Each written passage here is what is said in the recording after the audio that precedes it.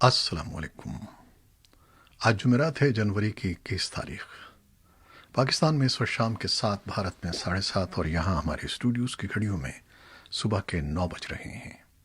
Voice of America Washington की Urdu service से मैं हूँ खालिद हमीद, खबरों के एक बुलेटिन के साथ। अमेरिका के 46वें सदर जो बाइडन ने हलफ बर्दारी के बाद सदारती दफ्तर में अपनी जिम्मेदारियां संभाल ली हैं। ओहदा संभालने के फौरी बाद उन्होंने 17 एग्जेक्टिव ऑर्डर्स पर भी दस्तखत कर दिए हैं। कैपिटल कॉम्प्लेक्स के सामने बुध को मुनक़िदा हलफ बर्दारी की तकरीब से फरागत के बाद सदर बाइडन ओवल ऑफिस पहुंचे, जहां उन्होंने अपनी नशस्त संभालते हुए मीडिया नुमाइंदों के सामने एग्जेक्टिव ऑर्डर्स पर दस्तखत कर दिए। उन्होंने कहा कि नई हिदायत जारी करने के लिए वक्त ज़ाया नहीं किया जा सकता और अभी ये इब्तिदा है। सदर बाइडन ने जिन एग्जेक्टिव ऑर्डर्स पर दस्तखत किए हैं उनमें वफाकी मुलाजमीन के दफ्तरी औकात में मास्क लाजिम करने के अलावा कोरोना वायरस के बहरान पर काबू पाने से मुताल्लिक हिदायत शामिल हैं। जो बाइडन ने मौसमियाती तब्दीलियों से मुताल्लिक सन 2015 के पेरिस मुआहदे में वापसी और आलमी इदारे सेहत में दोबारा शमूलियत के एग्जेक्टिव ऑर्डर पर भी दस्तखत किए हैं। ये दस्तखत उनकी इंतखाबी मुहिम के उन वादों का हिस्सा थे जो साबिक सदर डोनाल्ड ट्रंप के गुज़श्ता 4 साल में किए गए उन कई इक़दामात को पलटने से मुताल्लिक थे जो ट्रंप ने अपना ओहदा संभालने के पहले दिन से एग्जेक्टिव ऑर्डर्स पर दस्तखतों के एक सिलसिले के जरिए किए थे। सदर जो बाइडन ने बुध के रोज़ मुस्लिम अक्सरियती और अफ्रीकी मुल्कों से सफरी पाबंदियां उठाने, बॉर्डर वॉल की फंडिंग रोकने और मुल्क में बच्चों के तौर पर गैर कानूनी तौर पर लाए गए तारिकीन वतन के तहफ़्फ़ुज़ को मजबूत करने से मुताल्लिक मुतअद्दिद एग्जेक्टिव ऑर्डर्स पर भी दस्तखत किए। इन अहकामात ने साबिक सदर डोनाल्ड ट्रंप की पाबंदियों पर मबनी इमिग्रेशन पॉलिसियों के बड़े हिस्से को मनसूख कर दिया है। जो बाइडन की प्रेस सेक्रेटरी जेन साकी ने अपनी पहली न्यूज़ ब्रीफिंग के दौरान इस बात पर जोर दिया कि नई इंतज़ामिया आज़ादी सहाफ़त का एहतराम करती है और वो उसके लिए पुरअज़्म है। आलमी सतह पर अमरीकी साख बहाली से मुताल्लिक़ पूछे गए सवाल पर साकी का कहना था कि सदर बाइडन के तरजीहात में पहले अपने इत्तेहादियों के साथ ताल्लुकात को मजबूत बनाना और दुनिया भर में इत्तेहाद कायम करना है। इससे कबल सदर बाइडन ने हलफ बर्दारी की तकरीब से खिताब करते हुए कहा था कि वो सिर्फ उनके सदर नहीं हैं जिन्होंने उन्हें वोट दिया, बल्कि वो वादा करते हैं कि वो तमाम अमरीकियों के सदर हैं। बाइडन का कहना था कि कौमी यकजहती अमरीका के लिए मुस्तक़बिल की राह है और हम लाजमी उस खाना जंगी का खात्मा करेंगे जिसने अमरीका को एक दूसरे के खिलाफ कर दिया है, जिसने अमरीकियों को एक दूसरे के खिलाफ कर दिया है। उन्होंने कहा कि हम एक दूसरे को मुखालिफ के तौर पर नहीं बल्कि पड़ोसी की हैसियत से देख सकते हैं और एक दूसरे के साथ अच्छे सलूक और अखलाक के साथ पेश आ सकते हैं। अक़वाम मुत्तहिदा के सेक्रेटरी जनरल एंटोनियो गुटरेस ने सदर बाइडन के मज़कूरा इक़दामात का खैर मक़दम किया है। एंटोनियो गुटरेस ने अपने एक बयान में कहा है कि मौसमियाती तब्दीली और कोरोना बहरान के चैलेंज से निपटने के लिए वो जो बाइडन और दीगर आलमी रहनुमाओं के साथ काम करने के लिए पुरअज़्म हैं। गुज़श्ता बरस अप्रैल में कोरोना वायरस के दुनिया भर में तेज़ी से फैलने के बाद सदर ट्रंप ने WHO को अमरीकी फंडिंग रोक दी थी। अमरीका दुनिया के किसी भी मुल्क के मुकाबले में इस तंजीम को सबसे ज़्यादा फंडिंग देने वाला मुल्क था। ट्रंप का कहना था कि आलमी इदारे सेहत चीन के ज़ेर असर है और उसने कोरोना वायरस से मुताल्लिक़ अमरीका को दुरुस्त हक़ाइक़ से आगाह नहीं किया।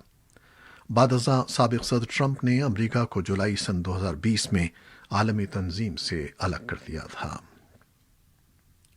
पाकिस्तान के वज़ीर आज़म इमरान खान ने अमरीका के नए सदर जो बाइडन को सदारत संभालने पर मुबारकबाद दी है और उनके साथ मिलकर दोनों मुल्कों के ताल्लुकात को मजबूत करने के इरादे का इजहार किया है।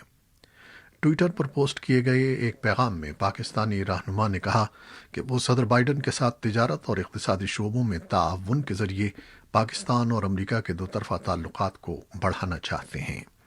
माहिरीन का कहना है कि सदर बाइडन पाकिस्तान के मुताल्लिक़ बखूबी इल्म रखते हैं और उन्हें जनूबी एशिया के इस अहम मुल्क के साथ मिलकर काम करने का तजुर्बा भी है। वाशिंगटन में मुनक़िदा एक हालिया मुबाहिसे में امریکی ماہر بروس رائڈل نے کہا تھا کہ افغانستان میں امن عمل کو آگے بڑھانے کے سلسلے میں بائیڈن وائٹ ہاؤس کو پاکستان کی مدد درکار ہوگی اور اس سلسلے میں پاکستان ایک اہم کردار ادا کر سکتا ہے۔ بائیڈن کے وزیر دفاع کے لیے نامزد عسکری ماہر اور سابقہ جنرل لائیڈ جے آسٹن نے بھی کہا ہے کہ نئی انتظامیہ پاکستان کو افغانستان میں امن کے حوالے سے ایک لازمی حلیف سمجھتی ہے۔ بھارت کے وزیر اعظم نریندر مودی اور کانگریس کے سینئر رہنما راہل گاندھی سمیت متعدد سیاستدانوں نے جو بائیڈن اور کاملا ہیرس کو الگ ترتیب امریکہ کے صدر اور نائب صدر کی حیثیت سے حلف برداری کے بعد مبارکباد پیش کی ہے۔ وزیر اعظم مودی نے ٹویٹ کر کے کہا ہے کہ بھارت اور امریکہ کی شراکت داری مشترکہ اقدار پر مبنی ہے اور دونوں ملکوں کا کثیر رخی دو طرفہ ایجنڈا ہے۔ ہم مشترکہ چیلنجوں کا سامنا کرنے کے لیے ساتھ کھڑے ہیں۔ ادھر ریاست تامل ناڈو میں کاملا ہیرس کے آبائی گاؤں میں لوگ کاملا ہیرس کے امریکہ کے نائب صدر بننے پر جشن منا رہے ہیں۔ افغان صدر اشرف غنی نے ایک ٹویٹ کے ذریعے امریکہ کے نئے صدر جو بائیڈن کو منصب سنبھالنے پر مبارکباد دی ہے۔ صدر غنی نے امریکی صدر کی حلف برداری کی تقریب سے چند گھنٹے پہلے افغانستان میں امریکی سفارت خانے کے سربراہ راس ولسن اور نیٹو مشن کے کمانڈر جنرل اسکاٹ ملر سے ملاقات کی۔ افغان صدارتی محل کی طرف سے جاری ہونے والے بیان میں کہا گیا ہے کہ دونوں فریقین نے افغانستان کے لیے نئی بائیڈن انتظامیہ کی پالیسی کے حوالے سے بات چیت کی۔ برسلز میں یورپین پارلیمنٹ سے خطاب کرتے ہوئے یورپین کمیشن کے صدر ارسولا وان ڈر لیان نے کہا ہے کہ امریکی کیپٹل میں یہ تقریب امریکی جمہوریت کی لچک کا ثبوت ہے اور اس بات کا بھی ثبوت ہے کہ ایک بار پھر 4 بھرپور برسوں کے لیے یورپ کا وائٹ ہاؤس میں ایک دوست ہوگا۔ برطانوی وزیر اعظم بورس جانسن اور حزب اختلاف کے رہنما کیئر اسٹارمر نے صدر جو بائیڈن کی تقریب حلف برداری پر نیک خواہشات کا اظہار کیا ہے۔ انہوں نے برطانوی ایوان نمائندگان سے خطاب کرتے ہوئے کہا کہ وہ صدر بائیڈن اور ان کی انتظامیہ کے ساتھ کام کرنے کے لیے مستقبل کی جانب نظر رکھے ہوئے ہیں اور یہ کہ وہ دونوں ممالک کے درمیان شراکت کو مضبوط کرنے اور مشترکہ مفادات پر کام کرنے کے لیے تیار ہیں۔ یورپین کونسل کے صدر چارلز مائیکل بھی اس موقع پر پرجوش تھے۔ انہوں نے کہا کہ آج ہمیں یہ موقع مل رہا ہے کہ ہم اپنی بین البحر اوقیانوس تعلقات کی تجدید کریں جس سے پچھلے 4 برسوں میں کافی مسائل کا سامنا رہا ہے۔ انہوں نے بائیڈن کو کونسل کی میٹنگ میں شرکت کی بھی دعوت دی ہے۔ امریکہ کے 45ویں صدر ڈونلڈ ٹرمپ اپنی صدارت کی مدت ختم ہونے سے چند گھنٹے قبل اپنی اہلیہ کے ہمراہ وائٹ ہاؤس سے فلوریڈا میں واقع اپنی رہائش گاہ کے لیے روانہ ہو گئے۔ بدھ کی صبح صدر کا سرکاری ہیلی کاپٹر میرین ون صدر ٹرمپ اور ان کی اہلیہ میلانیا ٹرمپ کو لے کر 10 منٹ کی مسافت پر واقع ریاست میری لینڈ کے جوائنٹ بیس اینڈریوز نامی فوجی ہوائی اڈے پر پہنچا۔ ہوائی اڈے سے صدر ٹرمپ صدارتی طیارے ایئر فورس 1 کے ذریعے فلوریڈا میں موجود اپنے ریزارٹ کے لیے روانہ ہو گئے، جہاں وہ وائٹ ہاؤس چھوڑنے کے بعد آئندہ کچھ ہفتوں تک قیام کریں گے۔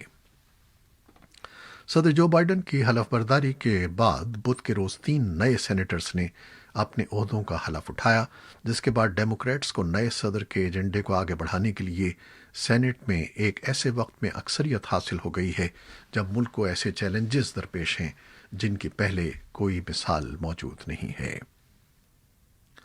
پاکستان میں وفاقی حکومت نے طویل التوا کے بعد پارلیمنٹ کے ایوان زیریں قومی اسمبلی کا اجلاس بلانے کا فیصلہ کیا ہے۔ مشیر پارلیمانی امور ڈاکٹر بابر اعوان کہتے ہیں کہ وزیر اعظم سے مشاورت کے بعد قومی اسمبلی اور سینٹ کے اجلاس جمعے کو طلب کیے گئے ہیں۔ پارلیمنٹ کے دونوں ایوانوں کے اجلاس ایسے وقت میں بلائے گئے ہیں جب حزب اختلاف کی قیادت اور حکومتی رہنماؤں کے درمیان تناؤ پایا جاتا ہے۔ وزیر اعظم عمران خان کی ہدایات کے بعد متعلقہ حکام نے جنوبی وزیرستان کے مرکزی انتظامی قصبے وانا میں انٹرنیٹ کی سہولیات فراہم کرنے پر کام شروع کر دیا ہے۔ حکام اور مقامی قبائلیوں کے مطابق وانا کے مختلف 10 علاقوں میں انٹرنیٹ کی سہولیات جزوی طور پر بحال کر دی گئی ہیں، جبکہ دیگر علاقوں میں اس پر کام جاری ہے۔ وزیر اعظم عمران خان نے جنوبی وزیرستان کے مرکزی شہر وانا میں ایک تقریب سے خطاب کرتے ہوئے مقامی و قبائلی رہنماؤں اور نوجوانوں کے مطالبے پر انٹرنیٹ کی سہولیات بحال کرنے کی ہدایت کی تھی۔ دیگر قبائلی علاقوں کی طرح جنوبی وزیرستان میں پچھلے کئی برسوں سے سیکیورٹی کی صورتحال کے پیش نظر انٹرنیٹ کی سہولیات تعطل کا شکار رہی تھیں، مگر اب ان سہولیات کی فراہمی پر کام جاری ہے۔ عراق کے دارالحکومت بغداد کی ایک مارکیٹ میں ہونے والے 2 خودکش دھماکوں میں کم از کم 23 افراد ہلاک اور 50 زخمی ہو گئے ہیں۔ یہ دھماکے بغداد کے تہران اسکوائر پر ہوئے ہیں۔ فوری طور پر کسی نے ذمہ داری قبول نہیں کی ہے۔ سن 2017 میں داعش کی شکست کے بعد سے بغداد نوعیت میں اس نوعیت کے حملے شاذ و نادر ہی ہوتے ہیں۔ مغربی دارفور کے علاقے میں مقامی قبائل کے درمیان ہونے والی لڑائیوں میں منگل کے روز ہلاکتوں کی تعداد 159 تک پہنچ گئی ہے، جبکہ 200 سے زیادہ افراد زخمی ہیں۔ مغربی دارفور میں تشدد کی تازہ لہر کا آغاز جمعے کے روز ایک عرب قبیلے کے شخص کے قتل سے ہوا، جسے رپورٹس کے مطابق ایک افریقی قبیلے مساک کے ایک شخص نے ایک تنازع میں مار دیا تھا، جس کے بعد مسلح عرب عسکریت پسندوں نے بدلہ لینے کے لیے اگلے روز منظم انداز میں حملہ کیا، جس کا ہدف کیرنڈنگ کا پناہ گزینوں کا کیمپ تھا، جہاں مساک قبیلے کے افراد رہ رہے ہیں۔ اس کے بعد سے دونوں جانب سے ایک دوسرے پر مسلسل الزامات اور حملے کیے جا رہے ہیں۔ امریکہ کی جان ہاپکنز یونیورسٹی کے اعداد و شمار کے مطابق اس وقت دنیا بھر میں کورونا وائرس کے متاثرین کی تعداد 9 کروڑ 60 لاکھ سے تجاوز کر چکی ہے۔ امریکہ، بھارت، برازیل، روس اور برطانیہ کورونا وائرس سے سب سے زیادہ متاثرہ ممالک میں شامل ہیں۔ کچھ ممالک میں آبادی کے بعض حصوں میں ویکسین گزشتہ دسمبر سے فراہم کی جا رہی ہے، تاہم افریقہ کے طبی اہلکاروں کا کہنا ہے کہ افریقی ممالک کو اس ویکسین کی پہلی خوراک کی دستیابی میں کئی ہفتے یا مہینے لگ سکتے ہیں۔ امریکہ کے نئے صدر جو بائیڈن اپنے طبی مشیر اینتھونی فاؤچی کو عالمی ادارے صحت کے انتظامی بورڈ کے سالانہ اجلاس میں شرکت کے لیے روانہ کر رہے ہیں، تاکہ کووڈ-19 کے خلاف عالمی سطح پر مدافعتی حکمت عملی وضع کرنے میں مدد دی جا سکے۔ امریکہ کی جان ہاپکنز یونیورسٹی کے اعداد و شمار کے مطابق ملک بھر میں کورونا وائرس سے اموات کی مجموعی تعداد 4 لاکھ سے تجاوز کر گئی ہے۔ کورونا وائرس کے باعث دنیا میں سب سے زیادہ کیسز اور اموات امریکہ میں ہی سامنے آئے ہیں۔ اعداد و شمار کے مطابق ملک بھر میں وبا سے اب تک 2 کروڑ 42 لاکھ سے زائد افراد متاثر ہوئے ہیں۔ ملک کی مغربی ریاست کیلیفورنیا امریکہ کی پہلی ریاست ہے جہاں اب تک 30 لاکھ سے زائد افراد وائرس سے متاثر ہو چکے ہیں۔ یہ تھی وہ خبریں جو فیس بک لائیو پر ہم نے آپ کے لیے پیش کی۔ ہماری ویب سائٹ اور یوٹیوب پر یہ بلیٹن پوسٹ کر دیا جاتا ہے، جسے آپ بعد میں بھی دیکھ سکتے ہیں۔ خالد حمید کو اب اجازت دیجیے گا۔ اللہ حافظ۔